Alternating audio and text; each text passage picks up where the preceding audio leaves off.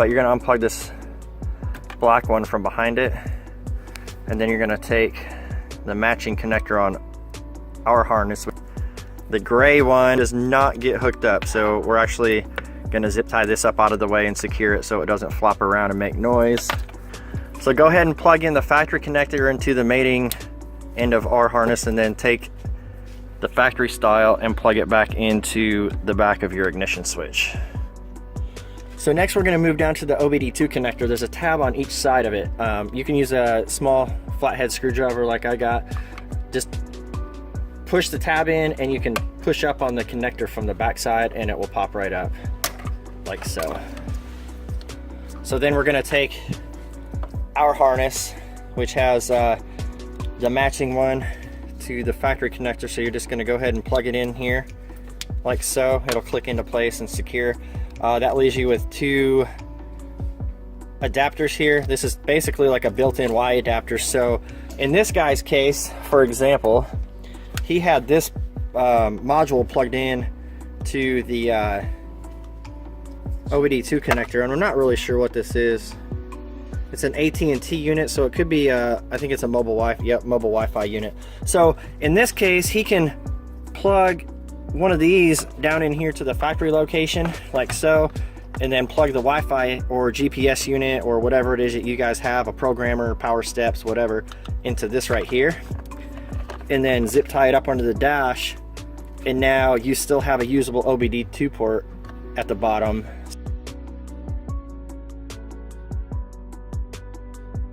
It's going to be that top left wire, which is a white with a brown stripe. It's hard to see that brown stripe. There you go. I'm going to show you how to wire tap it with the supplied taps that are included with the kit, and then if you guys decide to solder it, which we do here at the shop, I will also show you that. So let me grab the wire tap and demonstrate that real quick. I usually take the side without the metal, put it on the wire like so, fold it over, take some pliers or vice grips, channel locks, whatever you need to, and you'll clip it on there like so. The parking light wire from the remote start harness is the purple wire. It may have a connector on it, it may not. Like I said, we solder everything here, so we don't usually put connectors on it, but we do include them with your kit.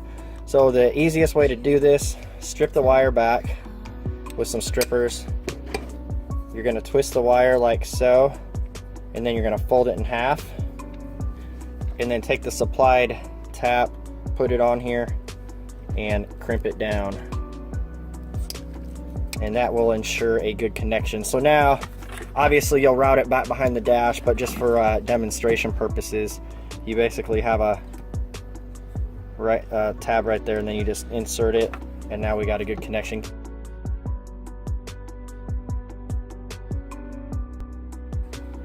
All right, so on the purple wire, I cut the connector off, strip back some wire. We're just gonna twist it around the exposed wire on the white brown wire, solder the connection, put the solder on there. It's gonna smoke like your car's on fire. Just insulate that with some electrical tape. You can put this back into the dash like so. Reassemble this part, and now we're gonna show you where to tap into the data wires for the 18 RAM.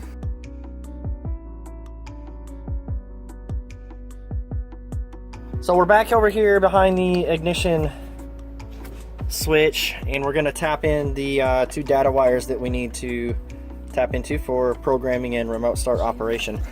On the harness, it's going to be the tan and tan black wires, and we're going to, I've already stripped them back, as you can see, and we're going to solder these in just like we did on the parking light. So reach back in here. The two wires that we're looking for are on the data pack connector, which is this one that's wrapped in foam tape. So the orange and the yellow are the two that we need. Let me strip these back real quick. If you strip them back at the same time, don't do them evenly. Offset it like so, that way they don't short out accidentally. The tan black wire is going to attach to the orange wire. The tan wire is going to attach to the yellow wire.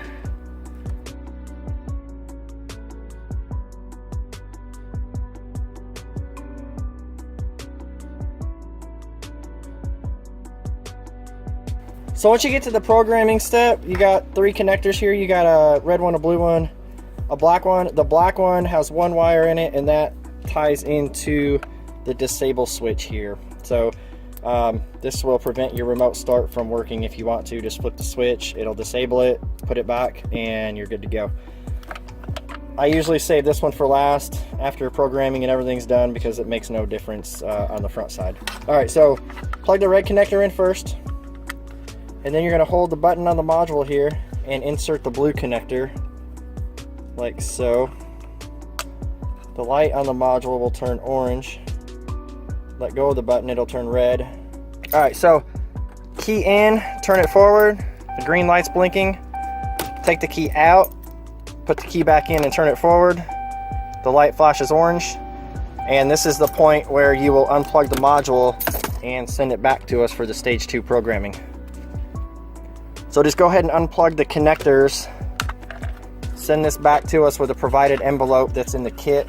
If you guys are going to use your truck in the meantime while the module is away, the only thing that you need to do is unplug this portion of the harness, plug your factory connector back in like so, and you're good to go.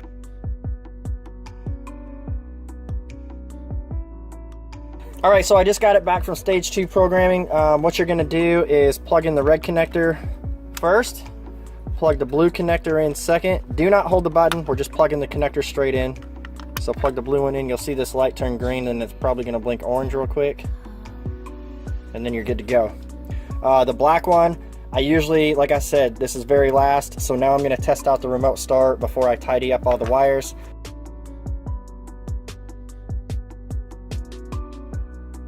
Hey guys, so the 18 Ram is complete and reassembled. So as far as the operation, we're going to hit the lock button 3 times on the factory key fob. So we're going to hit 1, 2, 3. You'll see the ignition turn on, radio comes on, takes a couple seconds, and then she fires up. So the vehicle remains locked, obviously, because you're pushing the lock button. So you're going to hit the unlock button when you come out to the car. So you hit the unlock, you'll see the doors unlock, you can get in. And now to do the takeover, you're basically just going to put the key in here, turn it forward to the run position, and then when you push the brake you can put it in drive and drive away.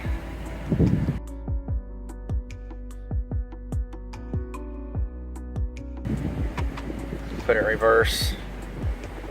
There's the camera. Appreciate you guys watching. If you have any questions, please reach out to us and give us a call.